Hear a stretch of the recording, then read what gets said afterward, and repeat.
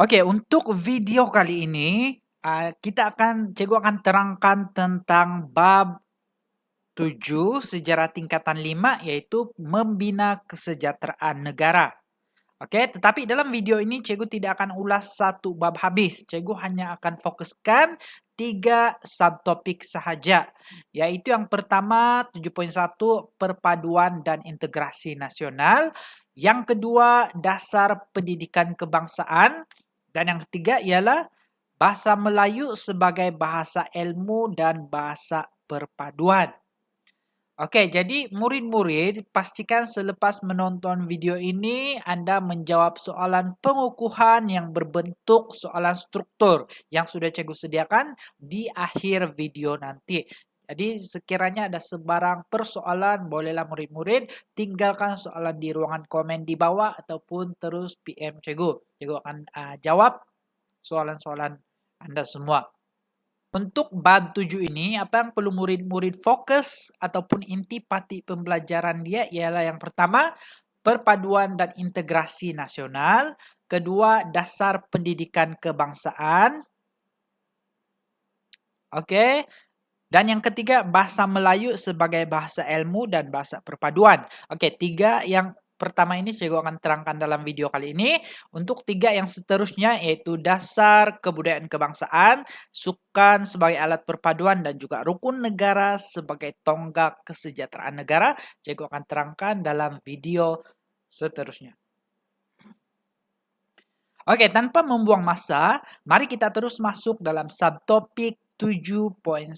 Oke, yaitu perpaduan dan integrasi nasional. Oke, ini pelajar perlu ingat maksud ataupun definisi perpaduan dan juga definisi integrasi nasional. Oke. Maksud perpaduan ialah, sebelum itu murid-murid boleh rujuk buku teks masing-masing untuk lebih faham tentang subtopik ini. Oke, maksud perpaduan ialah keadaan rakyat daripada pelbagai etnik, agama, dan wilayah, yaitu hidup dengan aman dalam masyarakat yang bersatu. Maksudnya di sini, semua etnik hidup dalam keadaan aman. Oke, mereka memberikan komitmen yang penuh kepada identiti kebangsaan berlandaskan perlembagaan persekutuan dan rukun negara. Itu adalah maksud perpaduan ataupun perpaduan kaum. Oke, sekarang kita lihat pula maksud integrasi nasional. Oke, ini dua benda yang penting yang perlu pelajar sentiasa ingat maksud kedua-dua perkataan ini. Oke, integrasi nasional pula bermaksud satu proses dinamik yang merapatkan hubungan masyarakat antara negeri dengan wilayah bagi membentuk satu bangsa. Mereka ini mempunyai identiti sendiri, berteraskan pelembagaan persekutuan dan rukun negara.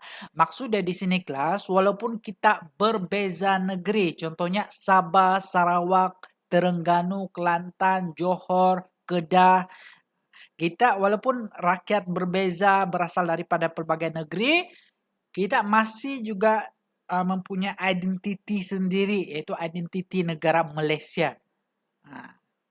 Itu maksud integrasi nasional. Oke, terusnya kita lihat tentang latar belakang hubungan kaum di Malaysia.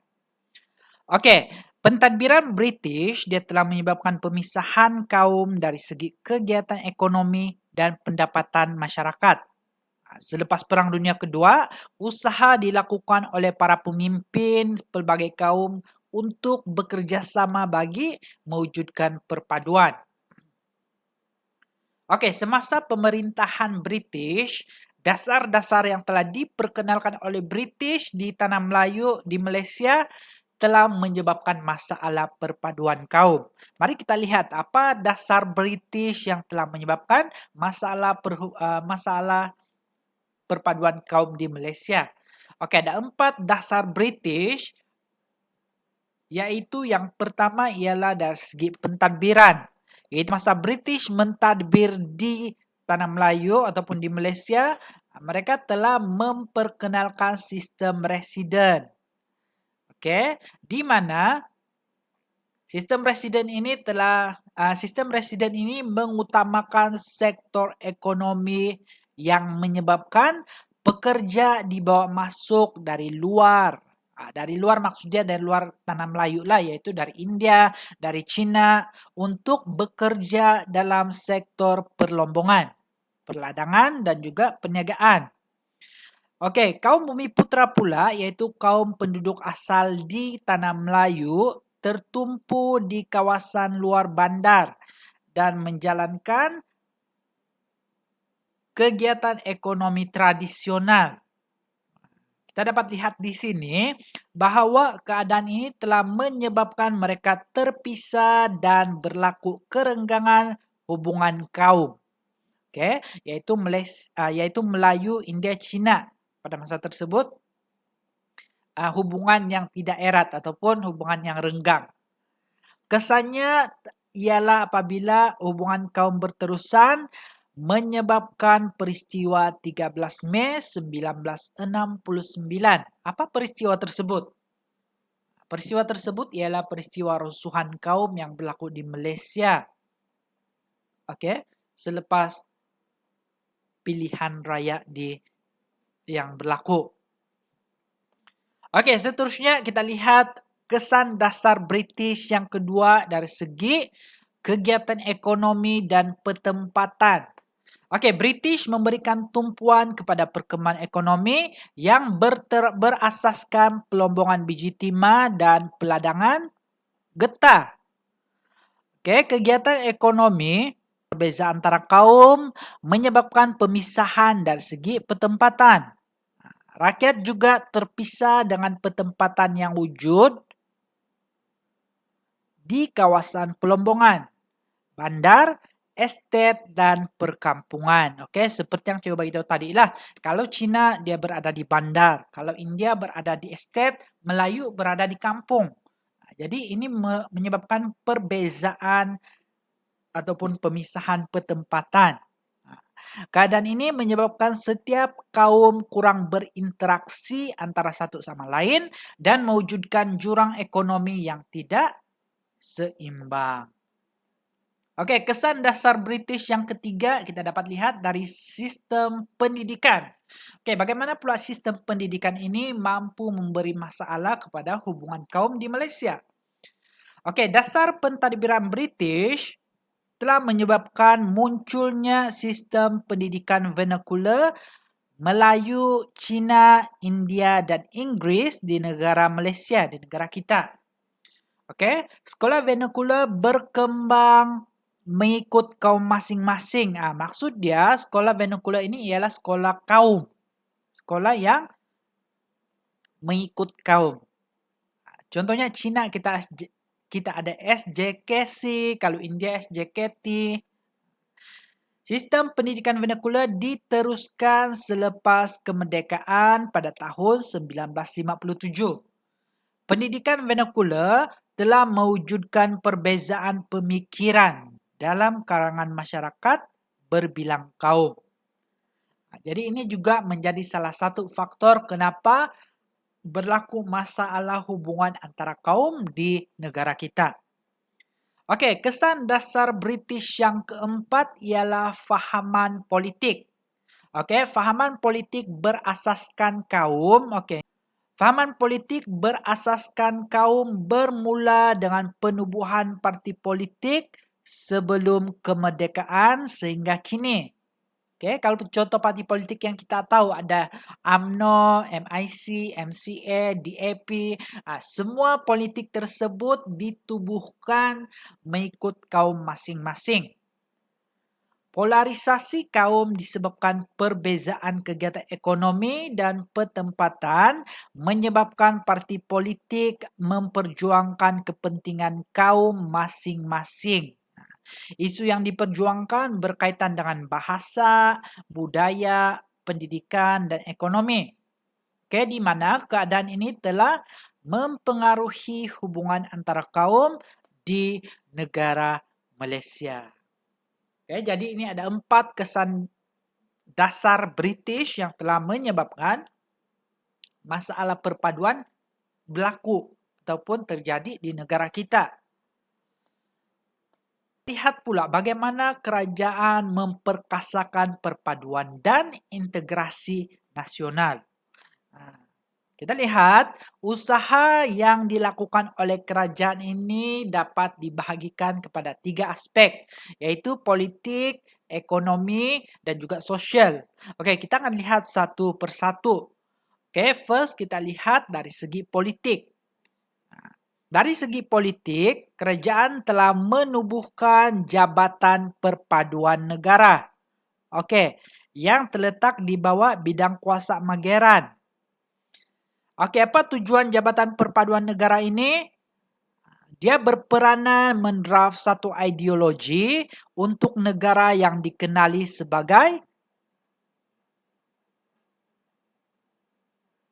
rukun negara.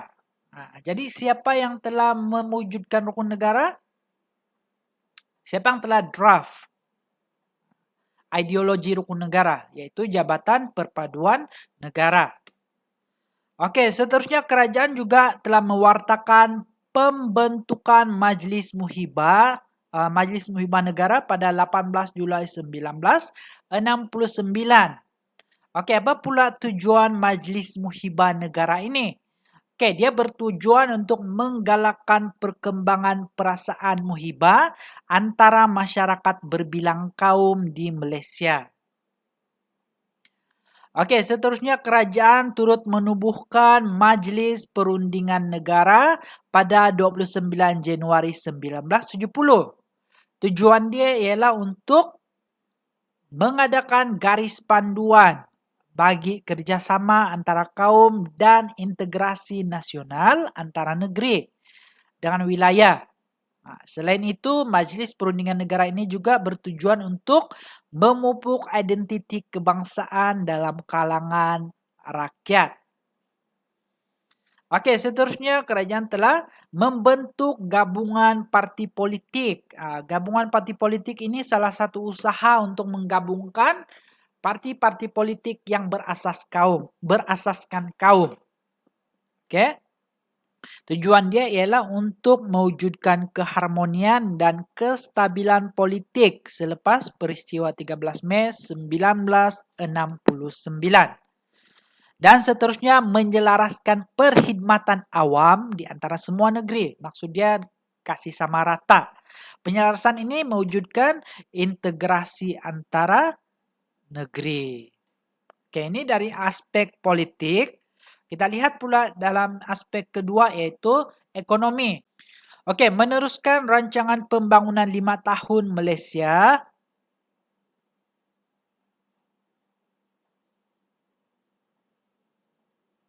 Yang memberikan tumpuan kepada pertumbuhan ekonomi semua kaum. Oke, memperkenalkan beberapa dasar pembangunan ekonomi seperti dasar ekonomi baru, DB, dasar pembangunan nasional untuk kemakmuran ekonomi rakyat dan juga negara. Selain itu, memberikan tumpuan kepada pembangunan masyarakat luar bandar dan wilayah. Oke, kerajaan juga memberikan tumpuan untuk membangunkan masyarakat di luar bandar dan luar wilayah. Pembangunan dilakukan melalui rancangan pembangunan tanah, oke, yang mampu menambah pendapatan rakyat dan juga seterusnya membasmi kemiskinan. Oke, kerajaan juga telah memajukan bidang perindustrian dan perdagangan dengan memperkenalkan zon perindustrian bebas seperti Bayan Lepas, Pasir Gudang, dan juga Pelabuhan Klang. Penghijraan penduduk luar bandar ke bandar berlaku. Ini juga salah satu aspek penting dari segi ekonomi. Oke.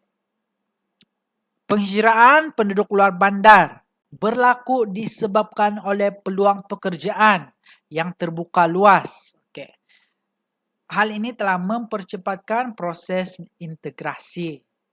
Seterusnya, mengintegrasi ekonomi melalui pembangunan ekonomi wilayah termasuk Sarawak dan Sabah. Pembangunan ekonomi wilayah telah membuka peluang kepada semua kaum bersaing dalam ekonomi secara adil. Okey, jadi ini dari segi ekonomi. Okey, dari segi sosial, kerajaan telah menambah baik dasar pendidikan kebangsaan yang sedia ada melalui Akta Pendidikan 1996 yang bertujuan untuk mengukuhkan perpaduan kaum dan integrasi nasional. Seterusnya, kerajaan mengukuhkan sistem pendidikan melalui pelaksanaan dasar pendidikan seperti Laporan Rahman Talib, Laporan Jawatan Kuasa Kabinet, dan Falsafah Pendidikan Kebangsaan. Sistem pendidikan kebangsaan dapat melahirkan rakyat yang patriotik dan mempunyai semangat cinta akan negara. Selain itu, kerajaan telah memperkasakan bahasa Melayu sebagai bahasa kebangsaan. Melalui apa? Melalui Akta Bahasa Kebangsaan. Okay? Penubuhan Universiti Kebangsaan Malaysia sebagai pusat ilmu dan peranan Dewan Bahasa dan Pustaka bagi menyebar luas penggunaan bahasa kebangsaan. Okay, selain itu juga kerajaan telah menggalakkan pengamalan satu kebudayaan kebangsaan yang dapat membentuk identiti bangsa Malaysia yang bersatu padu. Seterusnya, menggalakkan penglibatan dalam sukan sebagai medium untuk mewujudkan semangat kekitaan dan perpaduan dalam kalangan rakyat berbagai kaum. Okay, dan yang terakhir ialah memperkenalkan rukun negara. Okay, apa tujuan rukun negara? Untuk kesetiaan rakyat berbilang kaum terhadap bangsa dan negara. Jadi ini ada 3 aspek yang telah dibuat oleh kerajaan dalam usaha untuk memperkasakan perpaduan dan integrasi nasional. Ada aspek politik, ekonomi, dan juga sosial. Okey, seterusnya kita lihat subtopik 7.2. Dasar pendidikan kebangsaan.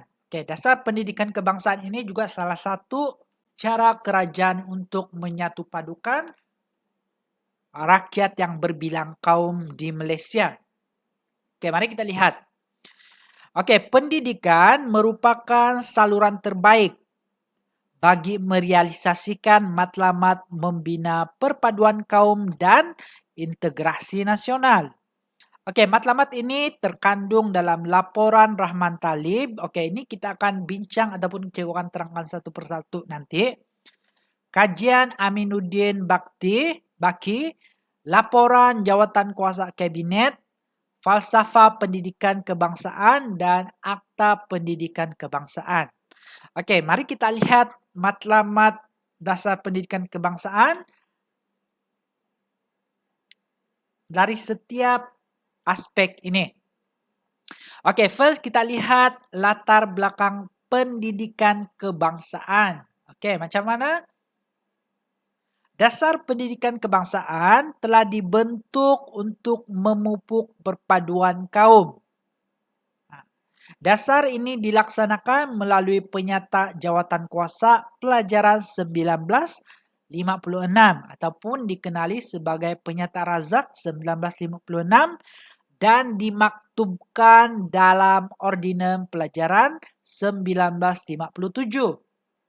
Semua dasar pendidikan yang terdapat sebelum ini disemak semula pada tahun 1960, iaitu selepas merdeka, yang menghasilkan Laporan Rahman Talib dan Laporan Jawatan Kuasa Kabinet 1979. Okey, apa itu Laporan Rahman Talib? Okey, mari kita lihat. Laporan Rahman Talib telah dipengerusikan oleh Abdul Rahman Talib lah. Itu sebab dia kenapa nama dia dikenali sebagai Laporan Rahman Talib. Pada tahun 1960 untuk menyemak semula dan mengukuhkan Penyata Jawatan Kuasa Pelajaran 1956. Okey, dalam Laporan Talib tersebut, dalam Laporan Rahman Talib tersebut, okey, beliau masih mengekalkan teras sistem pendidikan kebangsaan untuk memupuk perpaduan dan integrasi, yaitu menjadikan bahasa Melayu sebagai bahasa penghantar pada semua peringkat pendidikan. Penggunaan bahasa yang seragam dapat mewujudkan perpaduan dalam kalangan masyarakat. Contohnya Cina, India, Melayu semua menggunakan bahasa Melayu sebagai bahasa pengantar. Oke, selain itu mengadakan kurikulum yang sama. Oke, kurikulum yang sama dan berorientasikan negara kita. Walaupun ada SJKT, SJKC, semua mempunyai kurikulum yang sama, yaitu berorientasikan negara Malaysia.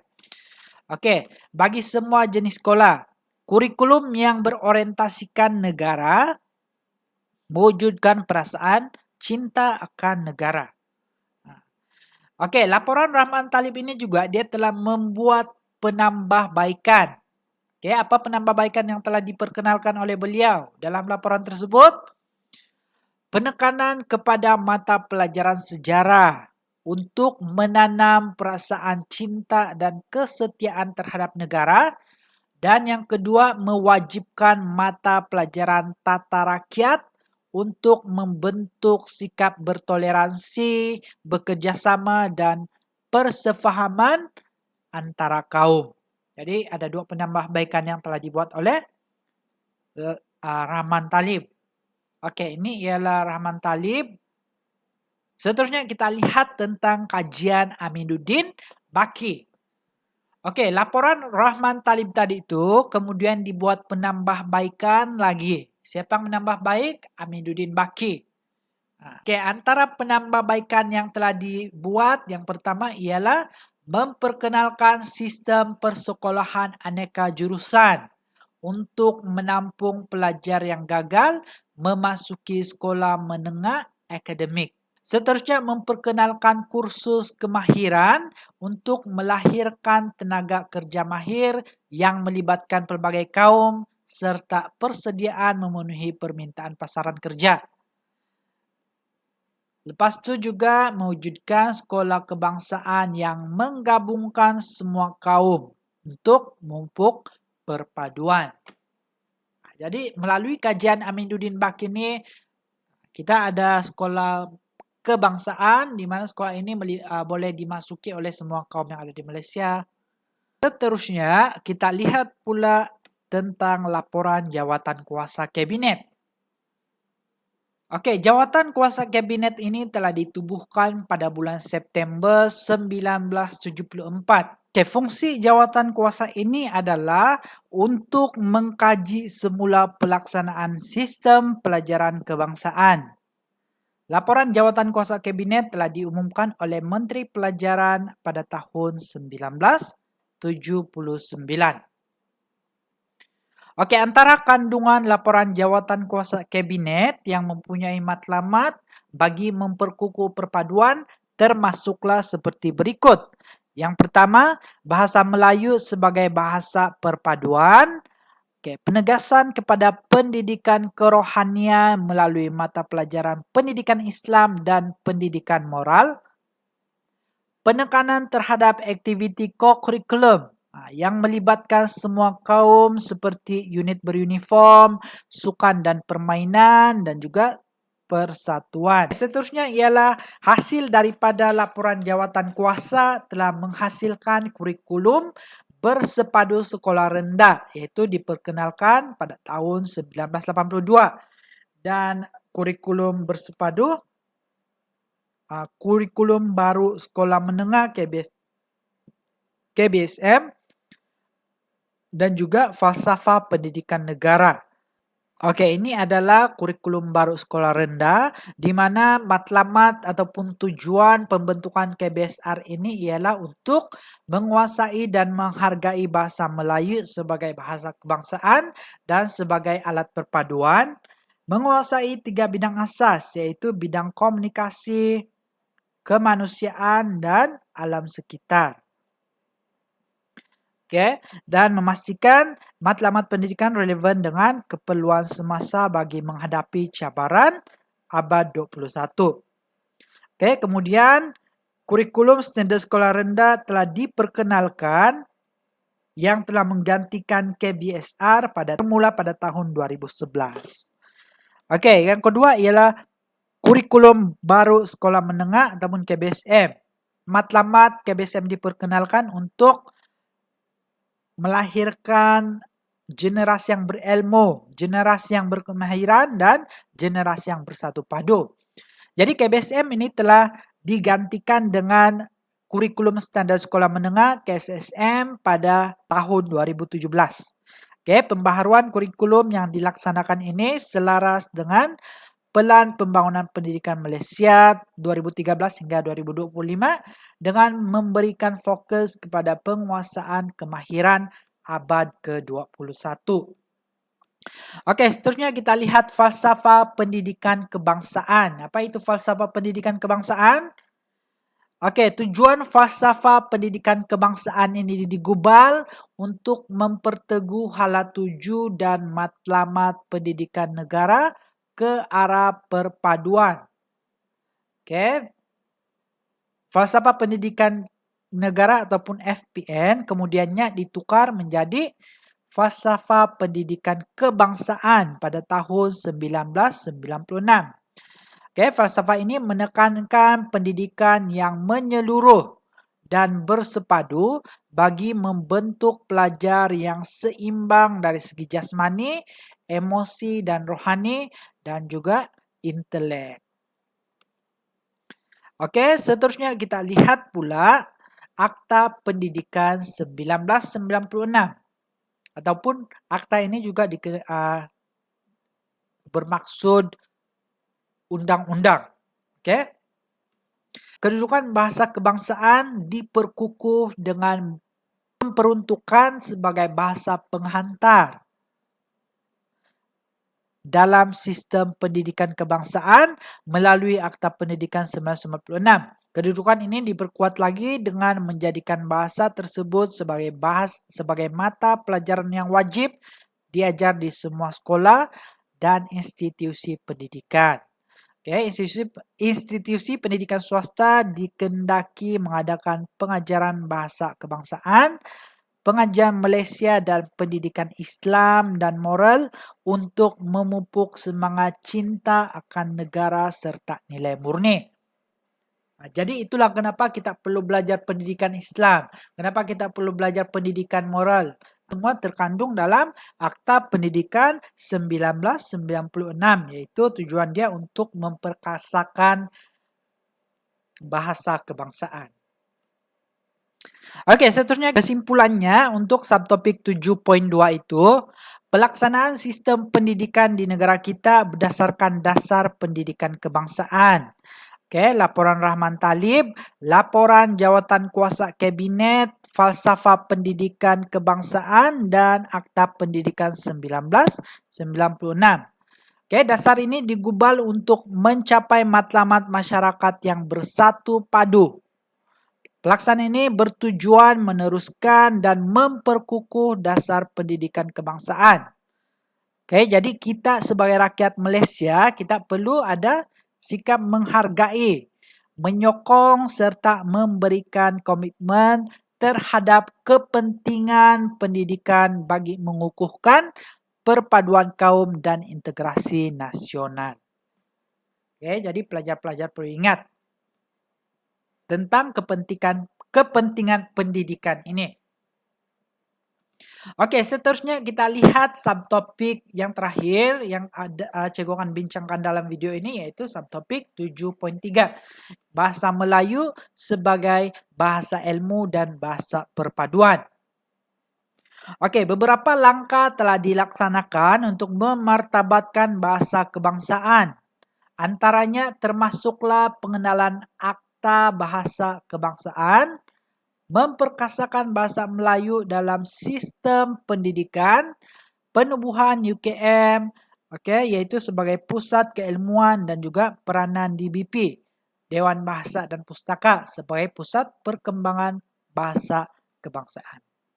Oke, kita lihat satu persatu. Yang pertama ialah Akta Bahasa Kebangsaan. Oke, Akta Bahasa Kebangsaan ini memperuntukkan bahasa Melayu menjadi bahasa rasmi yang digunakan sebagai alat untuk memupuk perpaduan kaum. Kedudukan bahasa Melayu dimartabatkan melalui penggubalan undang-undang yang dikenali sebagai Akta Bahasa Kebangsaan. Oke, Akta Bahasa Kebangsaan diperkenalkan pada tahun 1967, di mana akta ini juga dikenali sebagai Akta 32. Yaitu Akta Bahasa Kebangsaan telah digubal di bawah perkara 152 Perlembagaan Persekutuan Malaysia. Oke, akta ini mula dikuatkuasakan pada 1 Julai 1971. Ingat, perlembagaan kita sudah belajar merupakan undang-undang tertinggi negara kita. Jadi apabila Akta Bahasa Kebangsaan termaktub dalam perlembagaan, jadi semua rakyat mesti wajib untuk ikut. Kedua, kita ada bahasa rasmi pentadbiran. Bahasa Melayu juga menjadi bahasa rasmi antara unsur penggerak jentera pentadbiran negara. Bahasa Melayu menjadi alat komunikasi rasmi dalam pelbagai urusan di kementerian dan jabatan kerajaan. Okay, selain itu, bahasa Melayu digunakan sepenuhnya dalam urusan mahkamah pada tahun 1990. Oke, seterusnya ada memperkasakan bahasa Melayu dalam sistem pendidikan. Macam mana pula memperkasakan bahasa Melayu dalam sistem pendidikan? Pembukaan sekolah menengah kebangsaan ataupun SMK yang menggunakan bahasa Melayu sebagai bahasa pengantar di pergiat di seluruh negara. Antaranya Sekolah Alam Shah, Sekolah Seri Putri, dan Kolej Sultan Abdul Halim. Menggunakan bahasa Melayu sebagai bahasa penghantar. Penggunaan bahasa Melayu sebagai bahasa pengantar dapat memupuk semangat kekitaan dan bersatu dalam kalangan murid. Okay. Bilangan guru terlatih bahasa Melayu ditambah di sekolah menengah dan guru khas untuk sekolah menengah jenis kebangsaan telah dibuat. Oke, langkah ini tujuan dia ialah untuk memperkasakan bahasa Melayu sebagai bahasa ilmu dan bahasa perpaduan. Oke, juga memastikan semua sekolah sama ada swasta atau kerajaan tidak tercicir daripada menggunakan bahasa Melayu sebagai bahasa utama mereka. Oke, seterusnya kita belajar pula tentang peranan UKM. Universiti Kebangsaan Malaysia. UKM ialah sebagai pusat keilmuan bahasa Melayu, di mana penubuhan UKM ini untuk memartabatkan bahasa Melayu sebagai bahasa ilmu. UKM ini telah ditubuhkan pada 18 Mei 1970. Universiti ini muncul sebagai pusat pengajian tinggi awam pertama yang berjaya memperkenalkan pengajian pelbagai jurusan dan bidang dalam bahasa Melayu. Penubuhan Institut Bahasa Kesusasteraan dan Kebudayaan Melayu ataupun IBKKM pada 1 Disember 1972 telah menjadikan UKM sebagai pusat penyelidikan dan rujukan dalam bahasa, kesusasteraan, dan kebudayaan tamadun Melayu. Institut ini kemudian bertukar nama kepada Institut Alam dan Tamadun Melayu pada tahun 1992. Institut ini menjadi tumpuan para penyelidik, sastrawan, karyawan, dan budayawan daripada pelbagai kaum dari dalam dan luar negara. Pengiktirafan terhadap tokoh UKM seperti Muhammad Haji Saleh dan Siti Zainon Ismail sebagai sastrawan negara telah membuktikan kejayaan UKM sebagai pusat keilmuan bahasa Melayu. Seterusnya peranan Dewan Bahasa dan Pustaka ataupun DBP. DBP ini telah diwujudkan pada 22 Jun 1956 di Bukit Timbalan, Johor Bahru, Johor. Hasil daripada resolusi Kongres Bahasa dan Persuratan Melayu ketiga. Okay, penubuhan DBP ini tujuan dia ialah untuk memartabatkan bahasa Melayu sebagai bahasa rasmi dan bahasa ilmu. Nama asal DBP ini, kalau pelajar-pelajar lihat, apa yang kita kenal sebagai Dewan Bahasa dan Pustaka, sebelum ini dia dikenali sebagai Balai Pustaka. Pengarah pertama DBP ialah Ungku Abdul Aziz, Ungku Abdul Hamid. Okay, di mana jawatan ini pada hari ini telah dikenali sebagai Ketua Pengarah. Okay, pembukaan pejabat wilayah dan cawangan di Pulau Pinang, Johor, Kelantan, Sarawak dan Sabah telah bertujuan untuk mengembangkan aktiviti bahasa dan sastra sebagai medium untuk memupuk perpaduan. Okay. DBP memainkan peranan penting dalam mengembangkan bahasa dan sastra Melayu melalui penerbitan buku dan majalah, risalah, dan juga menganjurkan seminar dan bengkel serta pelbagai aktiviti bersempena dengan minggu dan bulan bahasa kebangsaan. Okay, peranan DBP ini adalah untuk memupuk perpaduan dalam kalangan masyarakat berbilang kaum. Yaitu slogan DBP yang pelajar perlu ingat ialah bahasa jiwa bangsa. Telah diperkenalkan dan dilancarkan pada tahun 1960 agar dapat mengukuhkan pembinaan masyarakat yang bersatu padu melalui bahasa. Oke, seterusnya cara kesimpulan dia, pengenalan Akta Bahasa Kebangsaan.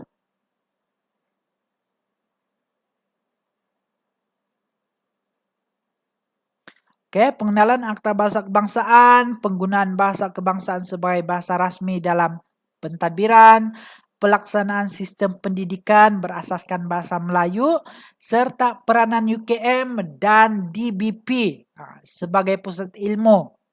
Memastikan kedudukan bahasa Melayu sebagai bahasa perpaduan negara. Pemimpin dan rakyat wajar memainkan peranan bagi memartabatkan bahasa kebangsaan untuk kesejahteraan dan kemakmuran negara kita. Oke, jadi itu saja untuk penerangan subtopik 7.1, 7.2, dan 7.3. Seperti yang cikgu sudah bagi tahu tadi, di akhir video ini, cikgu sudah sediakan soalan pengukuhan. 5 soalan pengukuhan, yaitu soalan berbentuk struktur. Jadi cikgu mau murid-murid jawab soalan pengukuhan ini dalam buku latihan masing-masing dan jawab mengikut format jawaban SPM yang sebenar. Oke, jadi itu saja untuk video kali ini. Kita akan sambung subtopik seterusnya dalam video yang akan datang. Sekian dan terima kasih.